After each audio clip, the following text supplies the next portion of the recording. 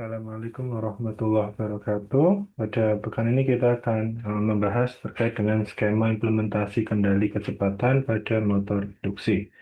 Pekan lalu kita sudah membahas tentang prinsip ya dari kendali V per F atau tegangan per frekuensi. Jadi kita bisa mengatur kecepatan motor itu bisa dengan mengatur tegangannya, bisa mengatur frekuensinya atau keduanya, gitu ya. Tergantung skema mana yang kita pilih. Beban yang kita miliki itu butuhnya profil torsi kecepatan yang seperti apa. Jadi kita sudah belajar pekan lalu terkait dengan prinsipnya. Nah, kemudian pekan ini kita akan membahas terkait dengan skema implementasinya gitu. Bagaimana sih cara mengimplementasikan kendali pada motor ya, tapi masih skematik gitu ya. Untuk praktik lebih jelasnya, insya Allah kalian akan dapatkan di mata kuliah praktikumnya ya, praktikum teknik pengendalian mesin listrik. Di pekan ini kita nanti mungkin akan sedikit banyak membahas terkait dengan diagram skematiknya. Oke, yang pertama kendali dengan tegangan konstan per F ya. Jadi kita ngatur tegangannya. F-nya diusahakan tetap. Efeknya apa? Efeknya nanti kan rasionya akan variabel ya. Karena tegangannya dirubah-rubah, maka rasionya akan variabel. Gitu ya. Nah, metode kontrol tegangan konstan per F ini, ya, V per F, tapi yang tegangannya konstan. Nanti kita akan punya dua skematik ya, loop terbuka dan loop tertutup. Ya, ini kita bahas yang loop terbuka dulu ya, open loop gitu ya. Metode kontrol kecepatan paling populer karena mudah diterapkan, gitu ya. Kemudian digunakan dalam aplikasi kinerja rendah, di mana kontrol kecepatan yang tepat tidak diperlukan. Nah, karena untuk open loop, untuk sistem yang loopnya terbuka, dia tidak memiliki feedback. Jadi kecepatannya murni diatur hanya dari si referensi tegangannya saja, referensi referensi kecepatan yang dikonversi menjadi level tegangan tertentu gitu. Jadi ketika butuh lebih cepat, ya bisa diatur lebih cepat. Tapi kalau misalnya butuh 1250 RPM. Nah, ini yang tipe-tipe open loop ini mungkin tidak bisa sedetail itu gitu. Tidak bisa detail sampai angkanya berapa RPM tepat gitu. Jadi ya makanya di sini dibilangnya untuk aplikasi kinerja rendah. Contohnya apa? Ya kipas angin. Kalian kan kipas angin nggak pernah ngukur kecepatan ya kan. Ketika dipercepat yang penting dia muternya lebih cepat, anginnya lebih terasa dingin, lebih terasa sejuk, hembusan anginnya lebih besar. Ketika kecepatannya diperlambat, ya pokoknya baling-balingnya melambat, hembusan anginnya berkurang. Nah, itu contohnya penggunaan yang loop terbuka. Jadi tidak ada feedback ya.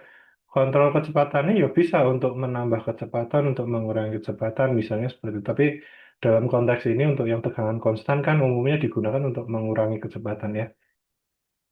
Bisa untuk mengurangi kecepatan, tapi kalau sampai detail angkanya berapa RPM, nah mungkin untuk loop terbuka ini belum bisa sedetail itu. Oke, kemudian instruksi atau set point kecepatan merupakan variabel kontrol utama. Jadi ya set point ini satu-satunya variabel kontrol karena nggak ada feedback tadi. Nah, instruksi atau set point tegangan dihasilkan dari hubungan rasio V per F ya. Tergantung misal kita mau naikkan kecepatan kira-kira, nah paling kalau loop terbuka ya kira-kira mainnya. Kira-kira 1000 RPM. Nah, kalau 1000 RPM berarti nanti tegangannya berapa sih butuhnya? Bus voltage ditambahkan saat kecepatan rendah, ini untuk meningkatkan apa torsi startnya. Tegangan konstan diterapkan saat kecepatan sudah di atas kecepatan dasar. Jadi kalau sudah di level tertentu, nanti si bus voltage ini dihilangkan.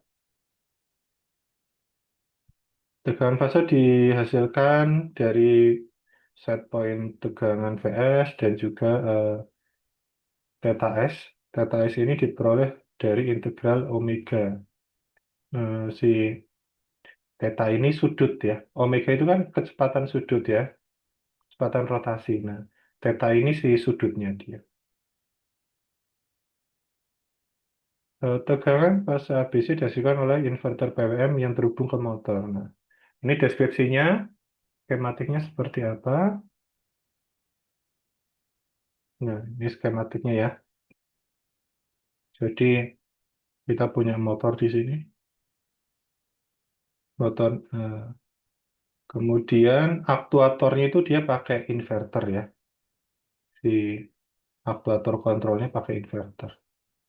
Nah, kita ke sisi kontrolnya dulu ya, yang ke sini. Ini bus voltage diberikan untuk awal starting.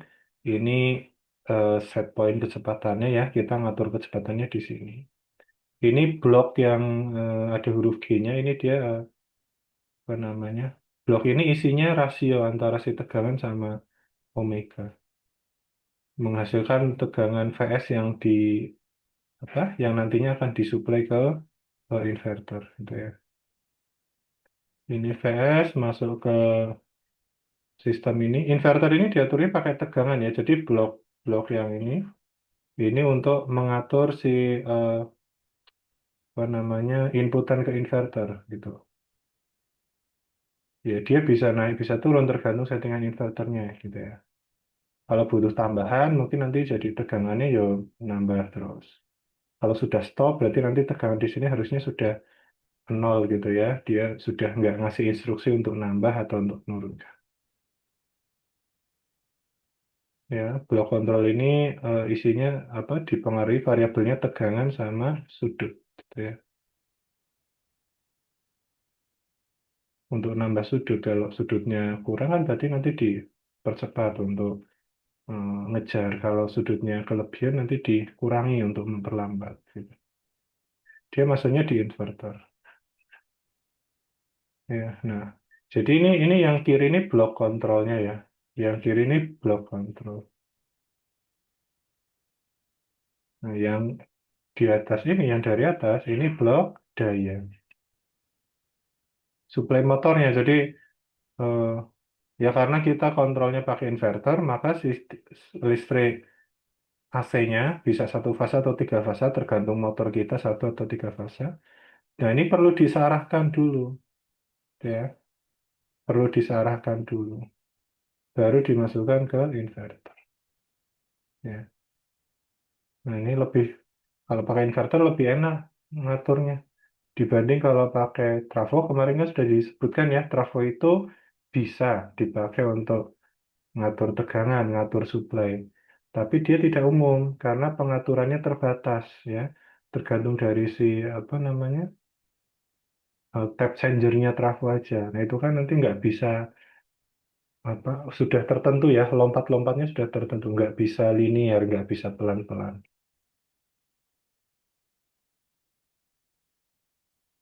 Nah, masalah apa sih yang mungkin terjadi di sistem loop terbuka ini? Kecepatannya tidak dikontrol dengan tepat ya. Nah, tadi karena nggak ada feedback, jadi ya bisa mendekati, tapi belum bisa sampai detail banget gitu. Misalnya set point-nya 1000, kita maunya 1000 RPM, dia nggak bisa menghasilkan 1000, mungkin di 980 atau 990. Jadi ada selisih yang cukup di situ. Hmm. Karena nggak ada feedback-nya. Ya, kemudian ini Omega SL ini kecepatan slip ya. Kecepatan slip tidak dapat dipertahankan karena tidak diukur ya. Sama intinya dia nggak bisa detail gitu ya karena nggak ada feedbacknya. Masalahnya bisa diatasi dengan salah satunya adalah kompensasi slip ya. Jadi di sistem open loop ini bisa ditambahkan dengan slip kompensator. Itu ya. Nah, slip kompensator ini implementasinya seperti apa? Ini ya. Jadi ini sistem kontrolnya tetap open loop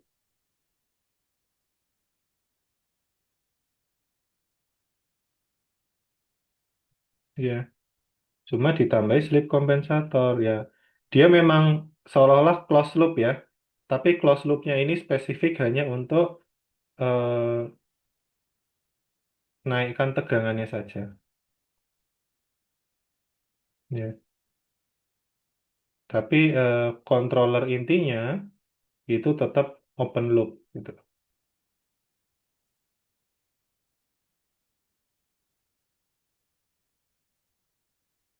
Kemudian, nah ini kendali V konstan per F di loop terbuka dengan kompensasi slip ya. Bagaimana nilai mega SL atau kecepatan slip dapat diperkirakan? Nah, bisa pakai kurva torsi omega, itu ya.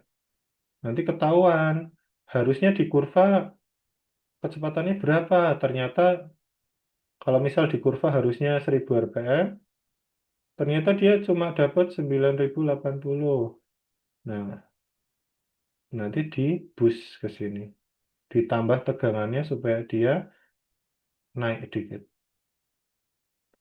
Tapi tadi itu ya, ngeceknya pakai kurva ini. Jadi mungkin nanti kurvanya harus diinputkan nih di programnya, harus diinputkan kurvanya seperti apa. Karena dia nggak punya feedback, gitu ya. Kalau dia punya feedback nggak butuh kurva, gitu. Nggak butuh kita nginput kurvanya, nggak butuh kita nginput harusnya saat ini kecepatannya sekian loh, nggak perlu gitu. Kalau punya feedback, nah kalau nggak punya feedback, ya caranya seperti ini gitu ya. Kita nginput kurva seharusnya berapa, belum kalau belum mencapai diinjek dengan slip kompensator ini. Ini rumus-rumusnya nanti silahkan bisa kalian pelajari ya.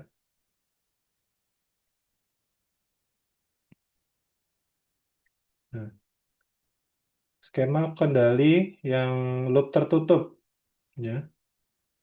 Loop tertutup. Referensi kecepatan dibandingkan dengan kecepatan aktual untuk mendapatkan nilai error pada loop kecepatan. Nah, caranya bisa membandingkan si referensi dengan kecepatan aktual itu ya harus ada feedback, harus ada jalur untuk ngirim info ya, kecepatan aktualnya berapa nih. Nah, dikirim infonya dibandingkan dengan referensinya dengan set point-nya apakah sudah sesuai atau kurang atau lebih gitu. Nilai error pada loop kecepatan menghasilkan perintah kontrol slip dari controller PI dan limiter. Ya, kalau ternyata slipnya kebanyakan bisa dikurangi nih. Gitu. Kalau slipnya terlalu apa? Kalau terlalu dekat nih berarti bisa diperlambat. Kalau slipnya terlalu jauh bisa dipercepat gitu ya. Limiter memastikan bahwa set point kecepatannya tetap terjaga pada rentang yang diizinkan gitu ya. Jadi kalau di motor induksi slip itu kan harus ada. Tapi ada rentang batas amannya, batas sehat sistemnya gitu ya. Nggak boleh terlalu dekat, nggak boleh terlalu jauh. Ya. Megaslip tambahkan ke kecepatan motor aktual untuk menghasilkan perintah kontrol kecepatan sinkron. Megas menghasilkan perintah kontrol tegangan VS berdasarkan hubungan V per F. Boost voltage tambahkan satu kecepatan rendah, ini sama seperti tadi. Tegangan konstan diterapkan saat kecepatan dasar, sama seperti tadi. Skema kendali dapat dianggap sebagai kontrol torsi loop terbuka dengan loop kontrol kecepatan. Nah, ini istilah saja ya, kalian abaikan juga nggak apa-apa. Karena pada dasarnya dia itu loop tertutup ya. Maksud dari kalimat terakhir ini, ya ini semoga kalian nggak bingung ya. Maksudnya adalah dia pada dasarnya mirip seperti yang loop terbuka, hanya saja ditambahi feedback kecepatan. Gitu ya.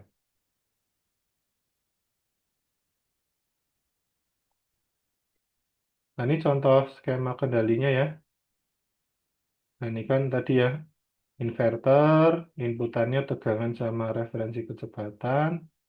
Ini limiternya. Nah, ketambahan mekanisme ini. Gitu ya. Tambahan mekanisme untuk feedbacknya dia. Kalau feedbacknya ini nggak ada, ya dia jadi open loop gitu. Tapi karena ada feedbacknya, dia jadi closed loop. Closed loop itu maksudnya aliran datanya muter terus gitu ya. Kita nyeting kecepatan, nanti kecepatannya diambil datanya untuk nyeting berikutnya. Nanti diambil lagi datanya untuk nyeting berikutnya gitu. Jadi datanya muter terus. Nah, kemudian ada skema kendali yang rasionya konstan ya, V per F konstan. Atau flux air gap, flux celah udaranya dibuat konstan. Nah, kalau di kontrol yang tadi, yang V konstan per F, itu menggunakan inverter tegangan berfrekuensi variabel. Kalau di kontrol flux yang celah udara konstan, ini menggunakan inverter sumber arus. Jadi yang tadi VSI-nya diatur pakai tegangan, yang di celah udara ini yang flux celah udara konstan, dia VSI-nya dikendalikan arus. VSI itu inverter gitu ya, voltage source inverter gitu ya. Inverternya dikendalikan arus kalau yang di eh, kendali flux celah udara konstan. Kontrol flux celah udara konstan memberikan kinerja yang lebih baik dibandingkan kontrol V konstan per F dengan kompensasi selip. Karena flux bisa dipertahankan pada nilai rating melalui kontrol arus stator. Ini kontrolnya pakai arus ya, karena yang mempengaruhi flux itu arus. Kalau kita tadi di V konstan per F pakai tegangan, itu kan ada rugi saluran tuh, nanti tegangannya pas sampai inti dia udah turun. Sehingga meskipun tegangannya kita atur, arus yang lewat inti belum tentu sesuai dengan yang kita harapkan. Nah, di kontrol yang flux celah udara konstan ini, yang disensing itu langsung di arusnya. Jadi kita nggak tahu nih, nggak peduli tegangannya berapa, pokoknya arusnya harus segini untuk mempertahankan flux di inti. Gitu. Jadi nanti nilai fluxnya lebih akurat gitu ya. Respon kecepatan serupa dengan penggerak motor DC eksitasi terpisah yang ekuivalen, tetapi saluran torsi flux masih saling terkoppel. Ini nanti kalau kita ketemu kendali DC mungkin akan dibahas lagi. Kemudian respon torsi yang cepat ya. Nah, kalau respon torsinya cepat itu artinya apa? Yang pertama, pengendalian itu bisa bagus ya, berkinerja tinggi atau high power drive gitu ya. Kan responnya cepat tuh, sat-set gitu ya. Lebih akurat gitu ya. Kemudian cocok untuk aplikasi yang memerlukan torsi konstan. Ini tipikalnya yang flux celah udara konstan ya. Jadi torsinya bisa dipertahankan konstan. Mampu menggantikan penggerak motor DC eksitasi terpisah. Ya ini sebagai opsi untuk menggantikan yang motor DC eksitasi terpisah. Kemudian, nah ini ada catatan ya. Semua hal di atas hanya berlaku jika flux celah udara bisa dipertahankan konstan pada nilai rating. Kalau ternyata sistem gagal mempertahankan fluxnya ya ini nggak terpenuhi ya kondisi-kondisi high performance, torsi konstan, ini nggak terpenuhi kalau nilai fluxnya gagal untuk dipertahankan.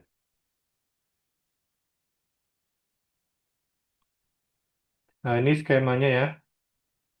Flux celah udara konstan pada motor berarti ini flux celah udara, ini rumusnya E12BF.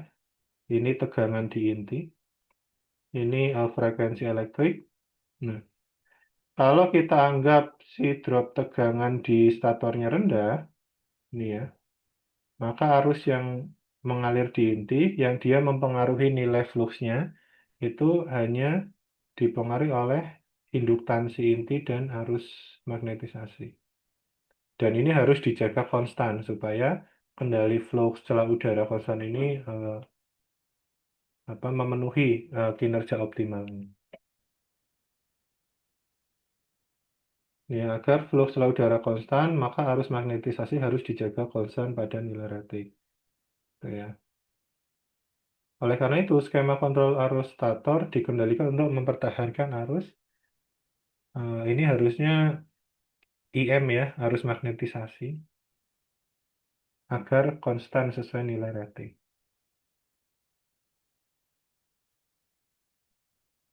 Nah, ini persamaan-persamaannya nanti bisa kalian compare dengan persamaan yang di pekan sebelumnya ya. Nah, karena slip dikali omega S itu adalah kecepatan slip, dan dengan mengabaikan RS per LS ya, resistansi stator dan indukansi stator, ya, kondisi tadi dianggap dia lossesnya sangat kecil, jadi diabaikan. Maka rumusnya bisa diupdate nih, bisa ditulis ulang.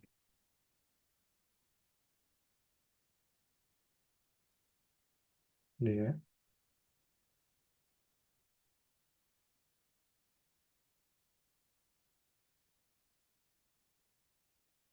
Ini ada lanjutan lagi untuk apa hubungan antara arus magnetisasi dan arus stator ya. Jadi IM-nya kita mau berapa ya udah IS-nya diatur berapa gitu supaya dia terpenuhi gitu ya.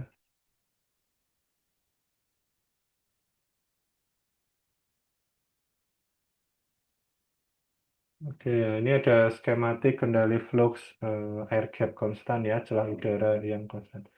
Ini yang konstan ini fluxnya ya. Flux yang di mana? Flux yang ada di air gap yang ada di celah udara gitu ya. Jadi bukan bukan celah udaranya yang konstan, tapi flux yang berada di celah udara itu harus dipertahankan konstan itu ya. Jadi yang konstan itu fluxnya. Ini skematiknya ada yang atas ini sumber dayanya ya. Daya sama disarahkan dulu, baru nanti masuk inverter. Nah ini skematik kontrolnya. Maaf, ini equation 10 ada di slide berapa ini? Di slide sebelumnya lah ya.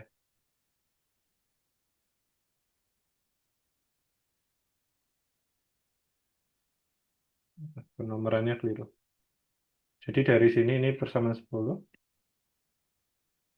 Nah, nanti dimasukkan di sini hubungan antara IS dan IM-nya. Ya, jadi ada controller PI, ada limiter, ya, batas bawah, batas atas kecepatannya diatur, hubungan IS dan IM-nya masuk sini, ya, terus dia dipakai untuk membangkitkan arus kontrolnya berapa nih, gitu ya. Ya, ya sudah dipakai untuk mengendalikan si inverter. Apakah inverternya dia perlu menaikkan tegangan dan frekuensinya atau menurunkan tegangan dan frekuensinya gitu ya. Kalau butuh diperlambat berarti harus dikurangi tuh si kecepatan sama frekuensi. Kalau butuh naik berarti harus ditambah. Ya. Nah, ini si V per F ini harus sama ya. Kalau satunya naik ya harus naik semua. Kalau satunya turun harus turun semua. Karena kan rasionya harus dipertahankan konstan. Ya jadi kalau salah satunya naik ya naik semua. Kalau salah satunya turun ya naik turun semua. Ya. Nah, si kontrol arus ini bisa pakai controller histeresis, bisa pakai PI controller dan PWM. Skematiknya ada di sini. Ini kalau yang histeresis ya, controller histeresis. Harusnya kan AC ya, jadi nanti apa tergantung si posisi fasenya gitu ya. Sebentar, harusnya dia IS masuk controller. Harusnya harusnya DC dia.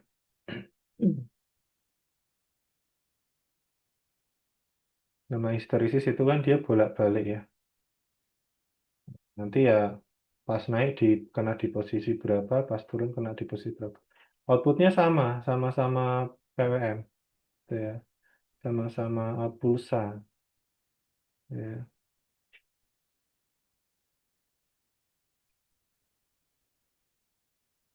ya atau apa ya switching signal ya. Pokoknya dia digunakan untuk ngatur switchingnya inverter gitu. Ya. Nah ini sama yang PI dan PWM juga sama, outputnya sama-sama pulsa, ya. Nah, ini digunakan untuk ngatur switchingnya inverter. Ya, terkait dengan switching inverter, kalian mungkin bisa buka lagi materi di mesin listrik ya. Bagaimana sih inverter bisa mengatur frekuensi, bisa mengatur eh, tegangan dengan eh, switchingnya PWM-nya gitu ya. Itu ada di mesin listrik. Jadi intinya tuh ya ini sinyal sinyal yang masuk ke inverter ini bagaimana cara kita mengaturnya gitu ya. Bagaimana kita menaikkan si tegangan dan frekuensi inverter, bagaimana kita menurunkan tegangan dan frekuensi inverter gitu. Intinya di situ. Metodenya apa? Ini salah satunya ya, bisa pakai hysteresis controller, bisa pakai PI controller ya. Kalau keseluruhan sistem keseluruhan skematik kendalinya seperti ini gitu ya. Set pointnya dari kecepatan, kita mau dia kecepatannya berapa ya. Nah, terus ini kecepatannya diambil nih, data kecepatan realnya diambil sebagai feedback. Gitu ya. Ya namanya closed loop harus ada feedbacknya. Ya, ini skematik ya. Kita punya tiga yang konstan per F atau V per F variabel gitu ya. Baik open loop maupun closed loop.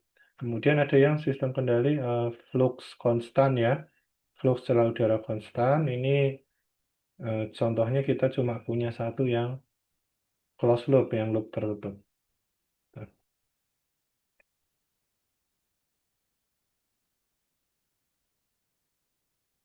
Ini ada yang PI controller dan sinusoidal PWM dua fase. Jadi, ini ada namanya konverter tiga fase ke dua fase ya, ada tambahannya ini. Itu. Jadi, kalau motornya tiga fase kan, input dari inverter ada tiga fase. Nah, dia itu diambil tiga fase, tapi keluarnya cuma dua fase. Tuh. Jadi, si sinyal tiga fase ini diterjemahkan oleh ini konverter apa ABC ke DQ ini menjadi dua fase, menjadi gerakan rotasi saja. Nah, kalau gerakan rotasi kan kita cukup butuh dua plane saja ya. Dia pas lagi di sudut mana gitu. Horizontalnya berapa, vertikalnya berapa. Nah, makanya ini dikonversi. Gitu ya.